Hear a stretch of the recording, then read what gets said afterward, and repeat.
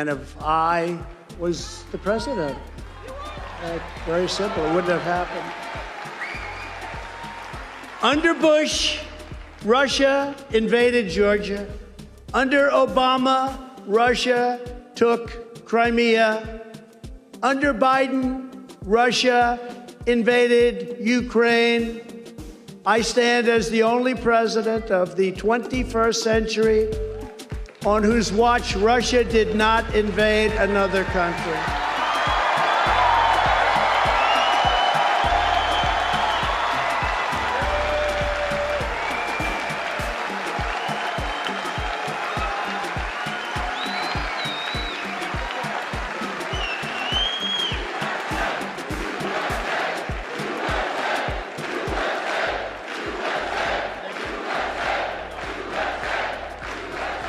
Thank you.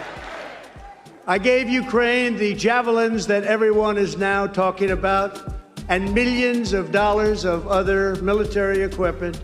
The Obama administration gave them blankets. You remember? They gave them blankets. They said, we need more than blankets. No, we gave you blankets. They sent them blankets. Thank you very much.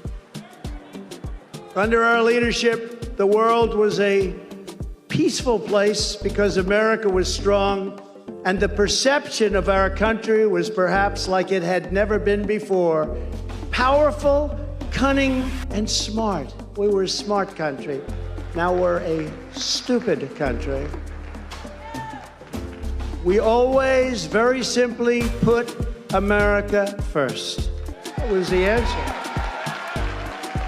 With the Abraham Accords, we had peace in the Middle East. We had peace in Europe. China knew that it could no longer take advantage of the United States.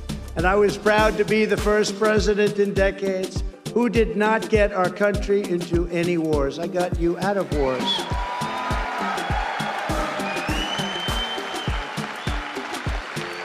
Thank you.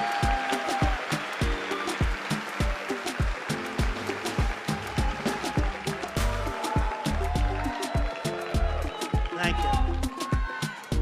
Under our administration, Russia respected America just like every other country respected America, and they really respected us a lot. But now Joe Biden is seen as a weak, and I hate to say it because I want him to do a great job. I really want him to do. Politically, I don't care. I would much rather have him do a great job than a poor job. But nobody could ever believe how bad and weak and grossly incompetent it has been. And when you have a weak president who is not respected by other nations, you have a very chaotic world. And the world hasn't been this chaotic since World War II. I think we can say that. We can say that very strongly.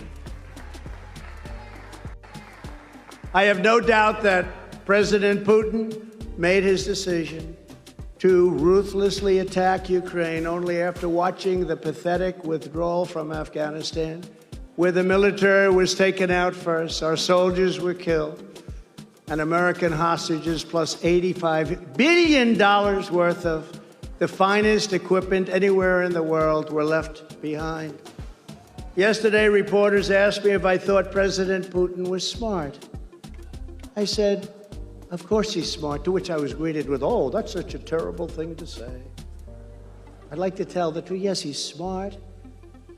The NATO nations, and indeed the world, as he looks over what's happening strategically with no repercussions or threats whatsoever, they're not so smart. They're looking the opposite of smart. If you take over Ukraine, we're going to sanction you, they say. Sanction? Well, that's a pretty weak statement. Putin is saying, oh, they're going to sanction me. They sanctioned me for the last 25 years. You mean I can take over a whole country and they're going to sanction me? You mean they're not going to blow us to pieces, at least psychologically? The problem is not that Putin is smart, which of course he's smart, but the real problem is that our leaders are dumb. Dumb. So dumb.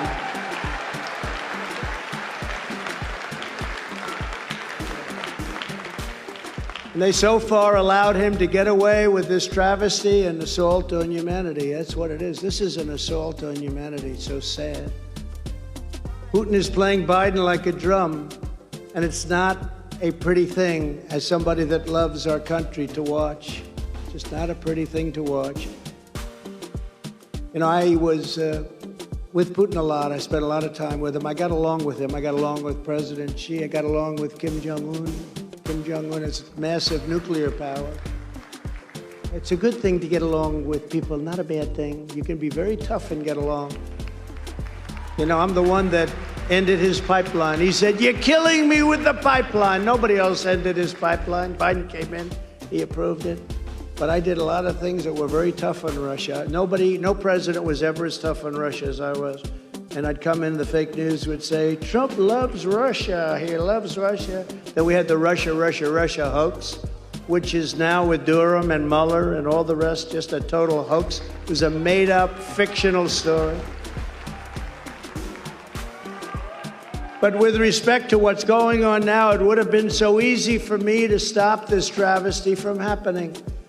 He understood me, and he understood that I didn't play games. This would not have happened. Someday I'll tell you exactly what we talked about.